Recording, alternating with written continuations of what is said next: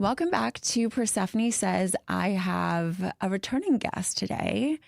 My co-founder, my husband, my partner in everything, Eduardo, is back, and we're going to talk about our rebrand and our 7 years in business together. So welcome back, Eddie.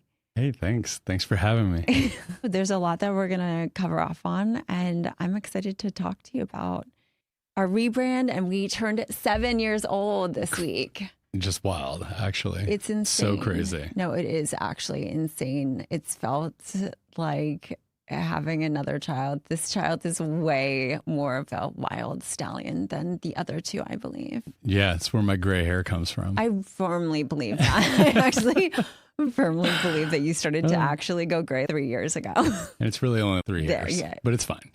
It's your beard now. It makes you look more sophisticado. Wow. Thank Weathered. You. Weathered. Oh my God. I don't know if those are the same thing, but thank you. Stately. Wow. I wanted to talk about like why we rebranded, and let's talk about how you felt about even rebranding to begin with. So yeah, was not in the rebrand camp, I would say. I think I had to be talked into it.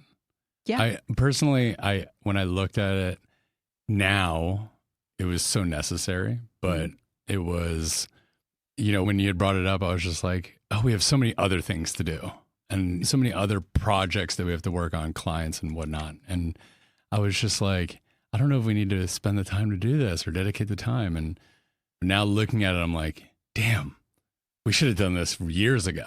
I don't think we were ready years ago, but the reason, like what brought me to that point was actually what you continued to tell me. So we had done a relaunch of the website 3 years ago when we were at Boca Raton Engage, which was in December of 23, which is insane.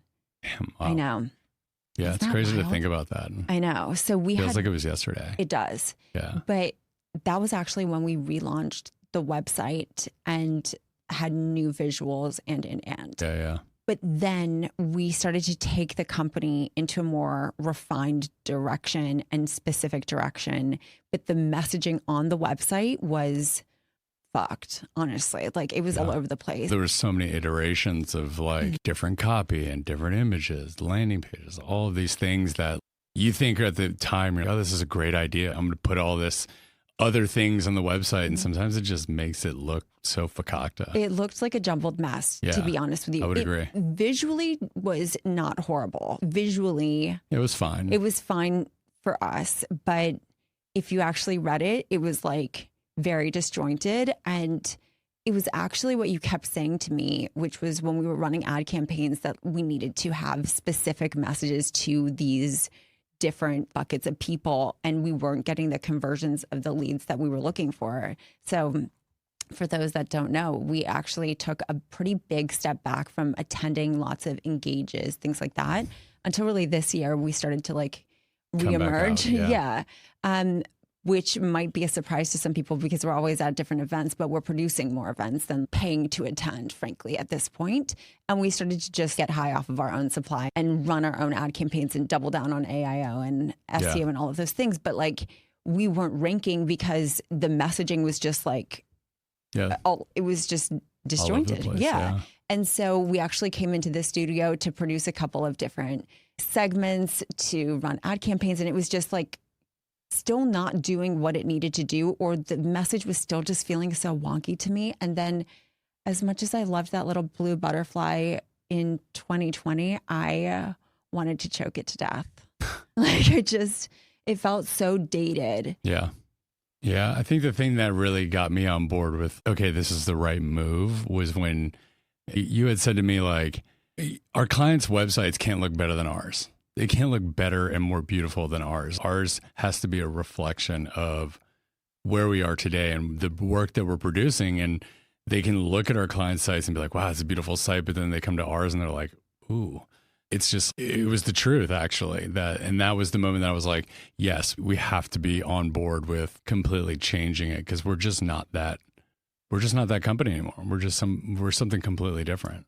Yeah. And so actually I wanted to take it back because when we first started, and we've shared we have a lot of new people who might not have gone all the way back to the first couple of episodes. But for those who don't know, when we first started, this was our side hustle.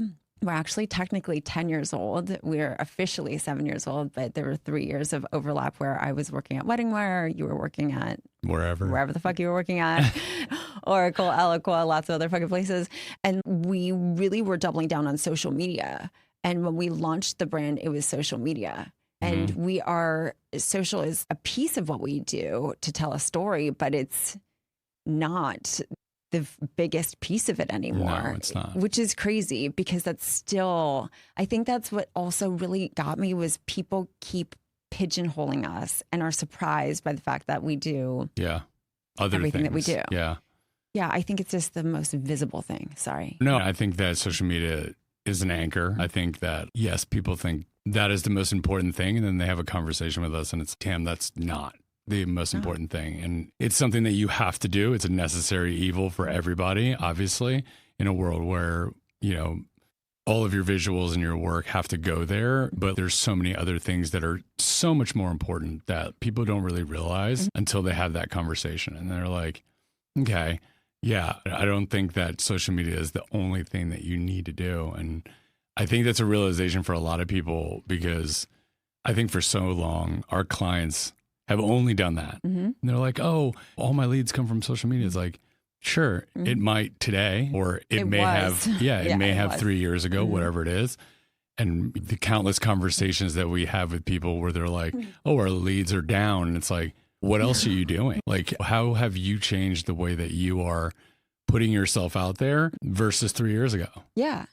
And I think why this as a co-founder partnership has always worked is that you are more technical than I am and I'm more visionary. And even when I was working at Wedding Wire and The Knot, which sounds silly now, but having social media campaigns, having influencer campaigns, that was like so ahead of its time because that was almost 15 years ago. Yeah. Those things weren't happening. And to get brands on board, big ass brands on board, that was cutting edge. And so to me, the agency has always needed to evolve into wherever attention is. And we've always together been on board with that. And sometimes we've gotten it wrong too, where like we were managing influencers and didn't want to be in that space, but influencer activations, yes. Managing influencers and partnerships, no. And there's been other things too that we're just like, actually, that's not what we want to be doing here. But I do think that for those who are listening that are like, should I do a rebrand? Like, when am I going to know when it's time? For me, I felt so inflamed and felt like a level of embarrassment that like, oh my God, that's so not who I am. It looks like an old photo of me wearing something so stupid. It's like looking at old college pictures and being like, oh God. The moment you cringe on your brand is that moment where you've got to go. Like, I'd actually say it's probably like, if you're cringing, you're probably already a year or even 2 years late. For sure. We were. Like you should have already done it. 100%. You're actually correct it's about like, why that. did I wear that puka shell necklace? Oh, like, wow. Awful. At least we weren't dating when you were wearing puka shell necklace. No, but that's the truth. Like, you're right. If you are fully at a cringe space, you're 6 months, a year late at least. Yeah. And I do think people also think that the investment, at least with us, is going to be so astronomical. It shouldn't be insane. It shouldn't be unaffordable. I'm not saying we're inexpensive, obviously, but I am saying sometimes the numbers that we hear of $75K to $100K to do a website redesign. It's like, insane. do not entertain that shit unless you are fucking enormous of a company, truly. Yeah. And I think that you just look at your business and say, am I the same person or the same brand or the same, do we even offer the same service or product, whatever it is, 3 years ago? Or do I do it now or am I different? And that, I think there was a moment where you did it and you thought about it and I wasn't on board and I was just like, we do the same thing. It's no, we actually don't do the same thing. When I started to look like harder at it, it was like, we're just so different than we were when this, or even the second or even the third iteration of that old website, we're just so different. And that, I think that as a business, you have to look at yourself and say, am I different than I was? Is my is it speaking to my ideal client? Obviously, just from a technical perspective, like Sure. and ours was and wasn't, and what, like topically, sure. Because what's interesting is we got a lot of partners for websites based off of our website, Which is crazy. which is insane. Yeah. But topically, it was pretty for some people. Yeah. But I think we probably lost more than, or, I you know, agree. lost more than we did because people looked at our website and were like, ooh, like they could do so much better. And like, I don't know about that. I think it's just we weren't even in the consideration set actually, because okay, maybe we weren't. Yeah. it wasn't even known. Yeah. Like it wasn't a known thing that we did, frankly. And same with CRM and all the AI and all of these things that we've been talking about and doing, frankly, for over a year Yeah. plus. But nowhere to be found on our website. So it was just like events. Like we didn't have anything. Yeah, we didn't do that. We Or didn't we have didn't have a anything. page for it. Yeah. Yeah. So it's, I don't know if you felt this, but I felt so emotional about it. So emotional about it. I don't know if I felt emotional about it. I definitely felt like it was necessary. Like, Once you saw the pages live and like the brand live, you didn't get a little like, oh, damn. I definitely said, oh, damn. But like, it wasn't like in an emotional sense. It was like, wow, this is incredible. Yeah. And We've come so far. we have.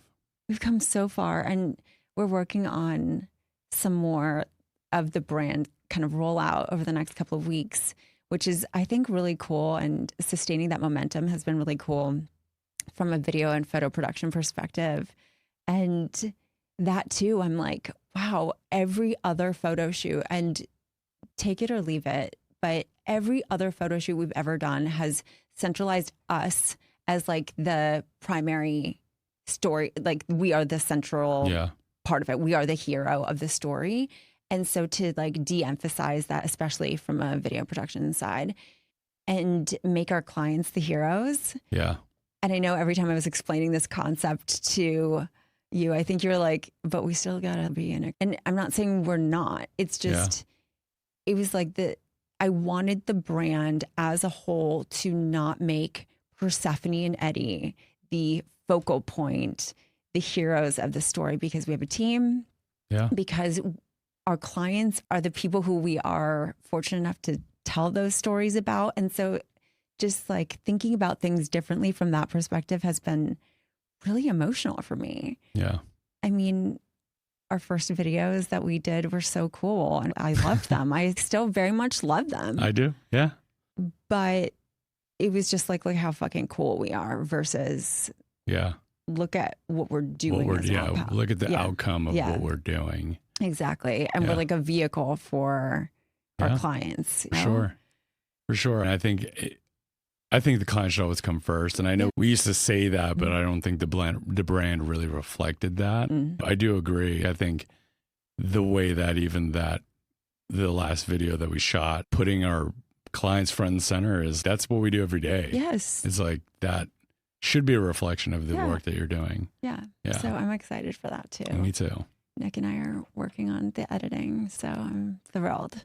And I think also making the decisive choice to not include our entire team in this shoot, or even the executive team, because I think oftentimes, that looks really boring. Every marketing agency has the same shit. Frankly, I think the wedding industry does the same shit over and over again. Totally. And I'm not saying it's bad. It's just for me and for us, I was just like, we've done this. Yeah. I don't want that. I don't want that. Yeah. Even though I feel so confident and great about our team and I've no notes, I just didn't want that to also, again, take away from ultimately we are because of our clients. Totally. So that's the story, period. Yeah. What's your favorite part of the branding? Oh, what is my favorite part of the branding? The color palette. Yeah, I was thinking the same thing. Really? Yeah, oh yeah. Because our old website was just like, you really couldn't tell what our colors were. Do you have any black, white? It was literally black, white, and gray. I don't know. But and the blue of the butterfly, but that was really it. Can't. Yeah. I can't. I also am obsessed with the not being like the media socialites, that it's in. Oh yeah, it's small in the logo. Yeah, Obsessed with that. Yeah, And the logo is fire. Yeah, and for sure. There's a lot of homages to the Greek culture. Yeah, no Filipino culture No. references. Sorry, no, they're not. But we haven't shared the crest. Yeah, yet. that's what we can't talk about it. We can talk about it. Okay. Yeah, it's coming out soon. We have a merch drop. We're going to be doing merch drops, which is fun. Yeah, that's cool. Yeah, and it was really important to me to have something that was like a nod to the story of Persephone and the pomegranate without it being like, yeah, it's going to be awesome. Yeah, I'm really hyped really about cool. it. Yeah, so coming soon, merch drop. Roman and Laurent asked for that, actually. Yeah. They asked for. I think the other part of the new branding of the site that I really love is just the use of AI. I think that was, it's just, it's so awesome. I think a lot of people tend to be scared of AI, and I think leaning into it the way that we are is amazing. Totally. Having said that, some of the images are AI. Totally. All of the copy is human. Oh, yeah. All of the copy is human. All of the design is human. And so I do think that we've been really progressive about leaning in as a company in all ways. Yeah. Period. Yeah. I think AI is good in imagery. I think using it for copy is silly. Oh, it's really cringy. Yeah. Yeah. It's like, how many times can you use the M dash? Oh, I can't. Or from X to X, like from the shadow or the mountains to the meadows. It's woof. It's so embarrassing. It's so obvious, frankly. Yeah, totally. Yeah. What have you felt like you've learned as a founder and as an owner over the past couple of years? Oh my God. I think both employees and clients are necessary for a specific time. There are always going to be like your anchor clients or your anchor employees that will always be there, and that's fantastic. But there's also those employees that come in and they're great at what they do and they're good for that period of time. And then you look back on it 5 years later and you're like, why was that person here for so long? And not in a bad way. Not to say they weren't good at their job. I'm just saying as your brand evolves, as your company evolves, so do your people and so do your clients. And there were so many clients that were like, in the moment, we're like, man, we need to keep them. But it was like 2 years later, you're like, damn, we should have got rid of them quicker. Yeah, I'll say, especially from a client perspective, and I've spoken about that here, where I had a weird fixation of collecting brands as partners. And I think part of that was maybe a little bit more of a scarcity mindset than I actually was willing to admit in that moment. I just didn't want anyone to leave. What does that say about my reputation? But money. But it is true that not every client is matched with the version of who you are today. And that's okay. And I was having a conversation with one of my friends. I won't share his name here, but he is in the 5-year state of his business. And it's like, how do you allow that to happen? The communication styles are different. The design styles are different. Like, how do you allow that separation to go? And I think it's actually natural. Yeah. It's actually pretty natural if you allow, in a very professional way, to maintain respect for one another, that it's okay to evolve in different directions. But hopefully, like you said, the anchor partners are like your ride or die, is that you are evolving in the same direction. And I think that's really important too. I think what I have learned, there's so many things, but I think what I've learned is that my role changes all the time. My core responsibilities change actually every single year, maybe even every 6 months. Yeah. I think that's the biggest thing I struggle with, actually. Yes. Yeah. I do struggle with that a lot. Yeah. And why? Just because I have this thing in the back of my head that's, if I'm not doing it, the ship's going to fall apart and we're going to sink. When in actuality, it's not. We're not in that state anymore. Yeah, we're not in that state. You shouldn't ever be in that state anyway. Correct. Because if too much is on you, then in actuality, if you don't do it, the ship is going to sink. And so finding the right people to support you and do the things that frankly, I don't like to do is important. And I think it is a lot of it is a control piece for me. I think too that part of it is also being a man. Sorry. Sure. That you look at it as like you're not doing something that you should be doing, or that it's like a ding on you where it's like, actually it's just an evolution. We have the privilege of being able to do the things that we really want to do. Within that, there's going to be space and time where you still don't want to do some of those things, or you still have to handle the bullshit. Of course, that's just like what we signed up for. But at the end of the day, you should be like 90% thrilled. And I keep saying this to you because I love what the fuck I'm doing so much. I'm like, that energy that I had in 2021, I'm so there.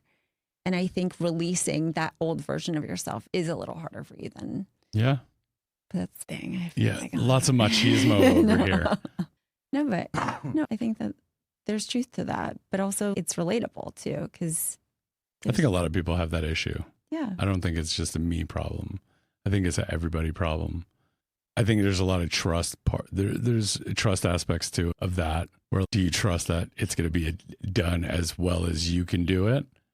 And Taverly was telling me the other day, she was like, but do you think that it could be 80% the way that you want it? And I was like, yeah, 80% is great, because you doing it 100% takes away from the other things that you should be doing at 100%. And she's like, if said person can do it at 80%, just let them do it at 80%, and you take your time and you put it somewhere else. And that's such a true statement. Yeah, but I also think that you're not going to let it just stay at 80. You can make up the 20, right? Like by not taking on all of the ownership of that one thing, it does give you more time back to then be more analytical, or to pour into other parts of the business, or what have you. Yeah. I think for me, my perspective is so different, that I think that we have so many people on our team that are so much better than I am at so many things. And I like to edit. I like to edit in all parts of the company, where it's refinement all the time. So to your point, if our team is getting it to 80% or 90%, and all I need to do is tweak a couple of things, that is so much better use of my time than from the start, like from ground up. And it's made us way more efficient, and maybe not a cog in the wheel anymore, because I feel like I was such a block to things moving forward. I still am in certain instances, obviously with our rebrand. Shut the fuck up, Hattie. Shut the fuck up. With our rebrand, it had to be the way you wanted it. Yeah. Yeah. But Nicole and I are so simpatico that she predicts so much of what I'm going to say. Oh, yeah. And she's so good. And that's why I was saying, I know that between her, between Chloe and Gretchen, like all these women, and all of these women know me so deeply and what I'm going to say, that it comes to me pretty baked. And so that edit is, I enjoy it at this point. Because I'm like, damn, you guys are great. Like, you guys are great. Yeah. So I wish I had thought about that. Or it allows, I don't know, it pushes us harder and further. So that's my perspective. Where do you think the next couple of years are going to take us? What do you want to see for the company over the next couple of years? Growth, for sure. I want to see more, and we're really working on this now, Vanny and I, is using AI. I firmly believe that there are so many things that people do during the day that they shouldn't waste their time on. And I'm not saying client work. I'm talking about the tedious things that you do every single day. A freaking robot can do it. Yeah. That you can also train this really smart tool to literally just complete a task for you that would take you 30 minutes or an hour. And now it takes 5 minutes because this AI knows what it's doing, that you could take that hour and do something else. And I think evolving that, and evolving it for the business and making us more efficient, but also being able to productize a lot of those things to help our clients be more efficient. I think that's a way that I look at it is, we're doing it for us and we're going to master it, but we're mastering it in order for our clients to also 100%. take those things and reap the benefits of those things and give them more time back in their day. Totally. And frankly, you and I are completely on the same exact page on that front. And for what I see for the business too. But if you think about it, that's actually how TMS, the core of what TMS did. We had Bridal Vogue. We tested everything on Bridal Vogue. Then we rolled it out to clients every single time. Today, we test things on Persephone Says and Persephone Says podcast and TMS. And then we roll it out for everyone else. And so it's so what we do core to what we do because there's less friction. And also it's okay if we screw it up, right? Until we get it right. And then we can roll it out to our clients. So I feel like that is exactly the direction that I want for the company. And I also think again, you never know what is the next tick, what is the next insert thing here. We talk so much about AIO and GEO as of late, and we're doing it for so many of our partners at this point. Everyone should be doing it. Yeah. And we'll cover that in a couple of weeks on certain things that we're rolling out. But did I think a year ago that would be like the predominant piece of the conversation? To a large degree. Did I think that social media would decrease in its emphasis as far as our core mix of things?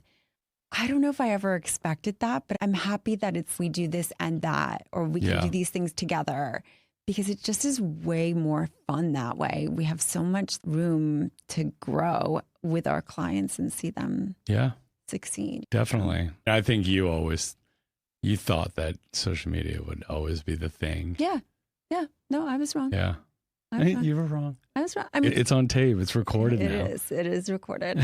It's still a big piece, but it's broken up into performance branding and branding in all sorts of forms of venting and all of that. And then social and digital, right? So it's really exciting to see that it's actually more of a third versus 50%. Like, I would, or I probably wouldn't even say a third is probably a lot, actually. You think? Yeah, I think so. Yeah. And now I think actually when we rolled out social strategy last year, that people came to us for social strategy and design. Yeah. That was such an unlock in my brain. I'm like, whoa, that's an EQ, like packaging EQ, basically. And our intellectual property and our professional expertise. Fuck. That's cool. The reason why I think a third is a lot is because we're taking on so many clients that aren't even doing social with us anymore, which is wild. I know. To think about that. I know that's what you always wanted. It is what I always wanted. Yeah. When you look at the numbers purely, it's like the margins are way smaller. Yeah. I was saying. In time and in money. It's like. Totally. And in value, to be honest, for the client. It's can we create amazing content and write copy and post on social? Sure, we can do that. Sure. But at the end of the day, for a business, it's like, that's probably only a third of what is actually valuable for them. For sure. I also think for those who listened to the Emily Clark episode, she's the one who introduced me to the term loss leader. Yeah. And it is our loss leader. Social media is absolutely our loss leader. It has been for a very long time. It always has been. Oh, yeah. It always has been. Yeah, because we didn't price properly in the beginning and our clients were taking advantage of us and those people are no longer here. Yeah. But no, I really am thrilled about that. And I think that we're going to be doing so much more in AIO, AI optimizations, website development, like CRMs, and also these beautiful things to complement that, right? Yeah. I don't think the beauty of what we do is ever going to go away, certainly. It's always going to be a part of what people do. It 100% will be, but it's not going to be the core of what we do in 5 years. Yeah, isn't that cool? I love that.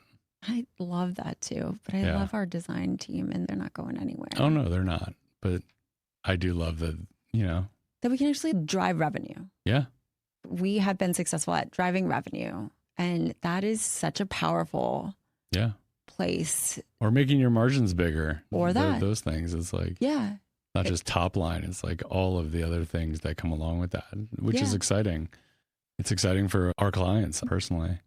And I think to where I want to end this conversation is we are a 360 marketing agency. People don't necessarily understand that fundamentally, but we changed some of the copy and the language, calling ourselves a media house because that's what we are. I mean, did I think a year ago that we were going to be producing podcasts for multiple people?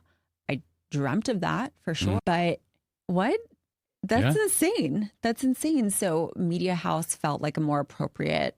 I way to even describe think the term business. 360 marketing agency is not going to be the right way to position it in 6 months. I totally agree. Or maybe even now. Like, I know. I need to remove it. because it's marketing is not even, it's part of what we do, but it's not everything that we do. Yeah. And I think that even that term maybe needs to go with the old branding. Yeah. Maybe it does actually. Yeah. Stop saying it. We're a media house. Yeah. Isn't that cool? That's cool. Yeah. Yeah, it that's feels awesome. actually kind of great. It does. Yeah. Yeah. Any last words on the brand or the tips or anything you want to leave the audience with? Don't be scared of AI. Don't. People were once scared of social media. It's like, and now it's the baseline of what you do. And being scared of this thing that can make you ultimately more efficient and more effective at what you don't be scared of that. Because in 5 years, you're going to be like, personally, I don't even know what I would do without AI. I don't even remember what it was like. It's like, Were we Googling all these things? I was actually in my head, I was thinking it's like the 90s with the encyclopedia. It's like you had to freaking go to the shelf and pull out a book and read it all, try to find it in the encyclopedia. And now it's literally at your fingertips. Don't be scared of that. Yeah. I also think what I will say is you need a trusted guide through AI. AI is such a huge word. It's like saying world. It's literally like saying world. So there's so many different almost departments within AI that you need a guide that you trust to take you. If you're looking for internal efficiencies, great. If you're looking for design, you're going to go this direction. If you're going to just for your recipes and bullshit, you're going to go in this direction. So it's, I think having someone translate that you trust that actually knows what the hell they're talking about is so important, because I do think it's a little bit of a buzzword for a very big umbrella conversation. Definitely. Right? I would agree. And so that umbrella feels so overwhelming that people are like, and they freeze. But to your point, I think the only thing that I want our audience to leave with is don't be afraid to evolve. Don't be afraid to evolve and to project forward what you want for your life or for your brand or for your company, because you know inside when it's time, and also when it's time to make changes in all parts of your business. Sure. Amazing. Thanks for having me. Always. Always. And until next time, see ya.